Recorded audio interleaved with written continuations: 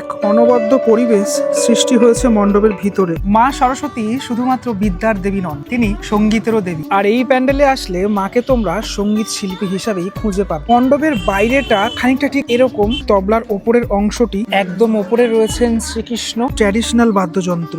একদিকে যেমন হারমোনিয়াম, আর একদিকে রয়েছে তবলা। এতগুলো বাদ্যযন্ত্রের সাথে রয়েছে বাঁশি। তবে এসব কিছুর মধ্যেও মন কাড়বে কিন্তু মাতৃ প্রতিমা। যেমন আবহ তেমনি মায়ের রূপ। মায়ের প্রতিমা দেখলে সত্যি মুগ্ধ হয়ে যেতে হয়। দুই পাশে রয়েছেন দুই সখী। জেনারেলি সমস্ত জায়গায় আমরা একটা বা দুটো হাঁস দেখি, এখানে কিন্তু অনেক হাঁস দেখা যাচ্ছে। আর একটা জলাশয় তৈরি করা হয়েছে। অলংকার থেকে শুরু করে এই সাজসজ্জা সত্যি সুন্দর। এই সখী বাঁশি বাজাচ্ছেন, আর এই জলাশয়ে ফুটে রয়েছে বহু পদ্ম। সব মিলিয়ে এক অভূতপূর্ব অনুভূতি। হাওড়ার ইছাপুর কামারডাঙ্গার পল্লবপুকুর বন্ধু বন্ধু সংঘের এই নিবেদন। এবারের সরস্বতী পুজোয় অবশ্যই চলে আসতে পারো এই ক্লাবে।